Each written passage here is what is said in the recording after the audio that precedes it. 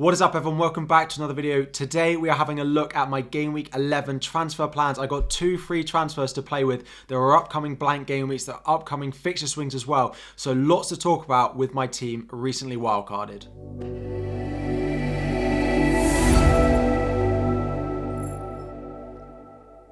What is up, everyone? Welcome back to another video. As I mentioned in the introduction, FPL Harry here, and today we're having a look at my Game Week 11 first transfer plan. So in Game Week 10, I rolled my free transfer, so I have 2 transfers to play with and 0.2 million in the bank. Currently sat about 30k before there have been the conclusions of the Crystal Palace games and the West Ham games, although there's only about 5 minutes left. Then I do have Trent Alexander-Arnold and Martinelli to play in the Liverpool versus Arsenal game this afternoon, so hopefully some returns for them, although they are going up against each other on that right hand side for Liverpool, left hand side for Arsenal, so maybe not that confident that I get returns from both of them, but hopefully from one of them at least. Let me know how you've got on so far in Game Week 10. There is still one game to play in the evening, of course, Manchester United Everton, and then the Monday night game of Nottingham Forest versus Aston Villa, but we'll review completely how I got on later in the week. Today we're looking ahead to Game Week 11. My Game Week 11 team lines up as it does on screen now. Guaita starts in goal again, did concede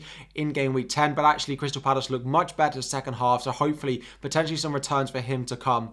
Ward, a few people maybe mentioned that I should have started Ward in Game Week 10, quite glad that I didn't. That Leicester defence and Ward just are not good enough. I know they kept a clean sheet against Nottingham Forest, but I don't really think those clean sheets are sustainable, so I have gone with Guaita with a Leicester at home fixture. Again, I do know that he plays against Maddison, who is also in my starting lineup, but then I could start Ward, who's playing against Zaha, who's also in my starting lineup. So I've got a bit of a 50-50 call there to make. So I've just gone with Guaita, who's my number 1 goalkeeper anyway.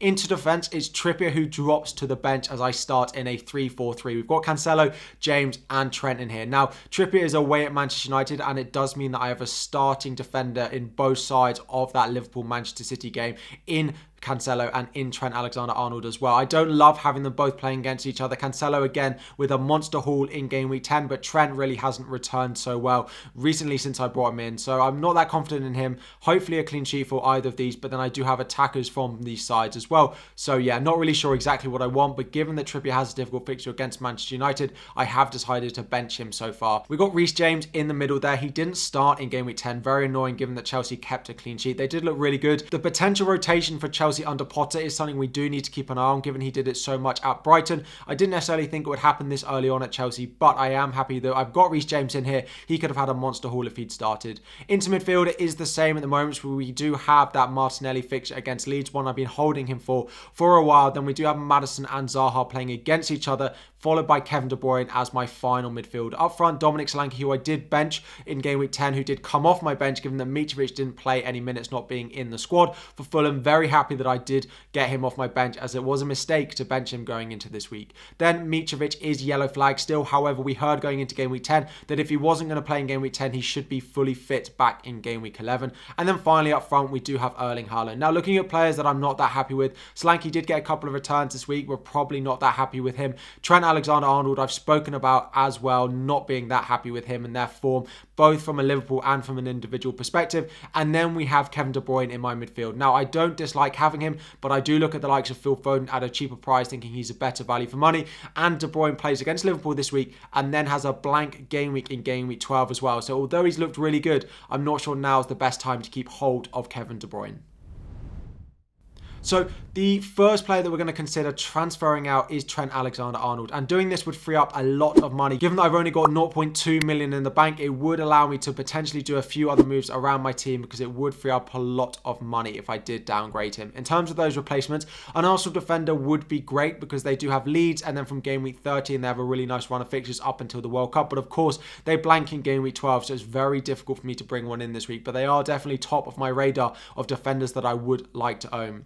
Trent does have some mixed fixtures, so they play Manchester City this week. Then it is 3 green fixtures on the horizon before playing Tottenham, before having another green fixture against Southampton in Game Week 16, the final week before the World Cup. So if I do hold him past this Manchester City game, I may end up holding him all the way to the World Cup, but I'm just not sure he's worth the price that he's at the moment. He seems to be performing well in the Champions League, but not doing well enough in the Premier League at the moment.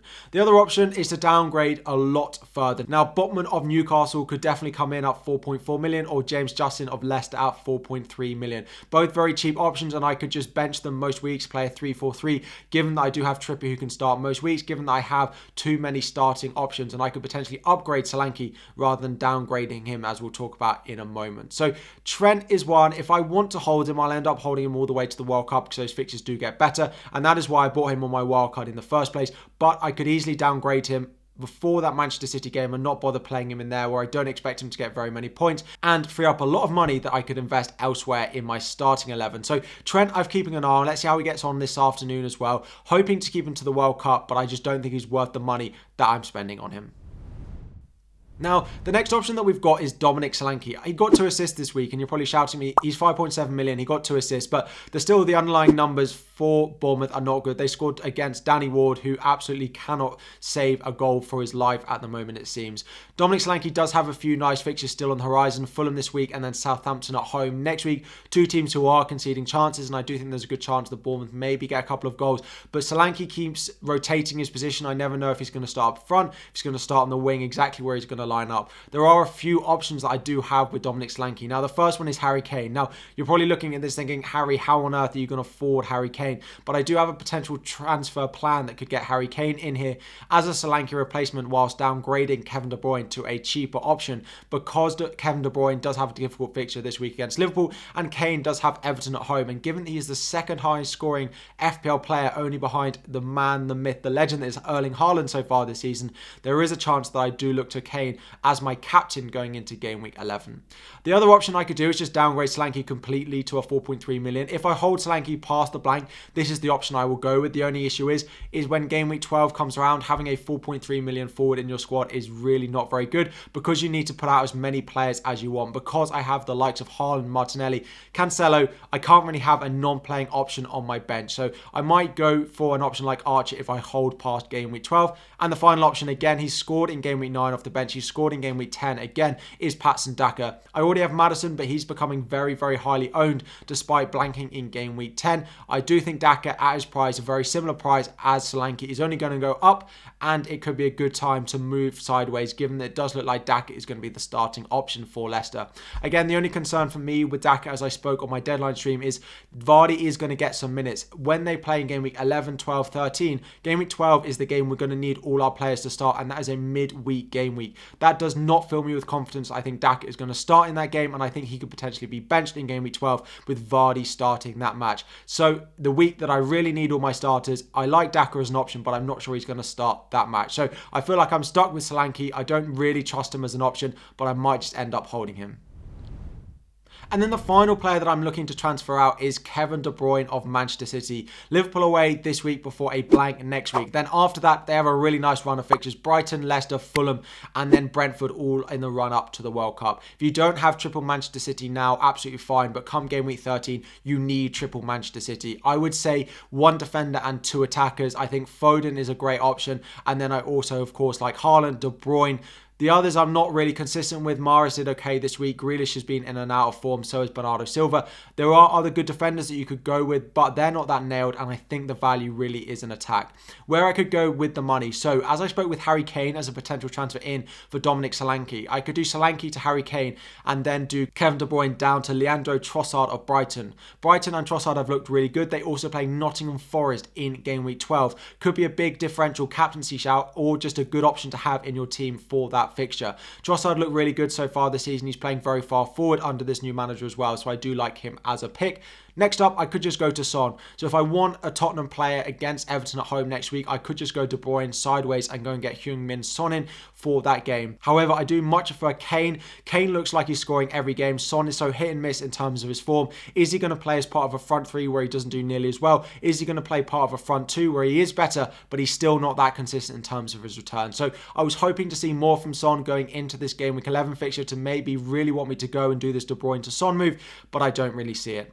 And then the final one we've got is Mo Salah, and I have had this plan in my mind since I wildcarded that I would do De Bruyne to Salah around game week 12 and then keep him for the nice run of fixtures that Liverpool do have, like we saw with Trent from game week 12 all the way up until the World Cup. However, I'm not that convinced still by Liverpool's performances and Salah as well if he's really worth the money. If they're going to play this sort of 4-attacker formation where Diaz, Jota, Nunez are all going to start along with Salah, I'm just not sure he's worth 13 million on top of the likes of Diaz who I could get in my midfield. However, he is a reliable option that I would still feel comfortable captaining, and it's only for a short amount of time up until the World Cup, and I could just go Kevin De Bruyne to Salah. Now, I don't have exactly the amount of money in the bank, so I would need to use my money elsewhere to downgrade one transfer to upgrade Kevin De Bruyne into Mo Salah. But currently, I am still thinking that I want Salah in my team. Let's see how he impresses me today against Arsenal and if he can do anything on the score sheet. And then just a few other transfers that I haven't spoken about that I am really interested in owning. The first one is Kepa at Chelsea, 4.4 million for the Chelsea starting goalkeeper. I want to make sure that he starts in the Champions League this week before I finally make the move if I want to go and get Kepa. It would allow me to free up by 0.1, which might allow me to afford the move of Kevin De Bruyne to Mo Salah. However, Mendy does still have that chance of coming back into the Chelsea team. Kepa has started the past 3 games where Chelsea have all won. He's much better at the ball with his feet than Mendy, and he again has started all those matches. So I do think there's a good chance that it is finally time that Kepa comes back into the Chelsea team. He's shown good form, made some good saves against Wolves, and Mendy has been a bit sceptical in the matches that he has started. Again, 4.4 million is a great price. The fixtures are a bit mixed, but Chelsea do have the ability to keep clean sheets a lot of the time at the moment. Then in the middle, the man that is Phil Foden. I've got Kevin De Bruyne at the moment. He's assisting a lot of goals, but I feel like I need Phil Foden in my team. The minutes are not as assured as Kevin De Bruyne, but at his price of 8.1, 8.2 million, depending on his price rise, I feel like I need to go and get him after that blank in game week 12. Brighton, Leicester, Fulham, Brentford in that fixture run. Given that they're already most likely have qualified out of their group, top of the group as well, can't see Foden being benched in any of these games, maybe one at a maximum, and at his price, he's only going to go up and he's going to be very, very popular indeed. And the final one is a cheap option in Almiron. Now, we spoke about him a lot at the start of the season and he didn't really get the points, but he was great value at 5 million. Past couple of games, he's really shown, as Newcastle put a lot of goals away, that he can be involved at that price. I have linked with Trossard in my midfield replacements for Kevin De Bruyne, but Almiron at 5.1 million could be a great option given some of the fixtures they do have coming up, including that Everton at home in the blank in game week 12. So Foden's really the one I'm keeping an eye on for game week 13. Kepa I could bring in for Guaita as well, and then Almiron if I really need a cheap midfielder. Any of you looking around that price? Andreas did score for Fulham today. Bailey is hit and miss for Aston Villa. I do like the consistency that Almiron and Newcastle have at the moment. So this is my team for game week 11 at the moment. Current transfer plans, I am 0.1 short of doing De Bruyne to Salah and then doing Guaita to Kepa. 0.1 short given the money I have in the bank, given the 0.1 I'd free up by doing Guaita down to Kepa. If Salah falls in price again before the game week 11 deadline, or looks like he's going to fall before the game week 12 deadline, then this is really what I'm eyeing up. I don't really have any of my other players that I'm really looking to downgrade. If I really wanted to and needed that money to do the Salah transfer, then I could potentially do Guahi down to Neco Williams if he looks like he's going to keep his place, even though Aurier is knocking on the door. Elsewhere, I could just do De Bruyne down to Diaz as well, but I am looking at potentially getting in another Liverpool player, freeing up a little bit of money going into game week 12, and then bringing in the likes of Foden for Zaha, for Martinelli, for Maddison, or even for Andreas going into game week 13. So trying to shoehorn a potential transfer of De Bruyne to Foden over the next couple of weeks and looking to bulk up on Liverpool as well as maybe some Arsenal assets for their fixture run from game week 13. So big fixture clashes for me this week. Those are my potential transfer plans. Drop any first questions you have about your team in the comment section down below. Any questions you have about my team as well. We're aiming for 1,000 likes on the video. Thank you so much for watching. Good luck in the remainder of game week 10, and I'll be back again very soon.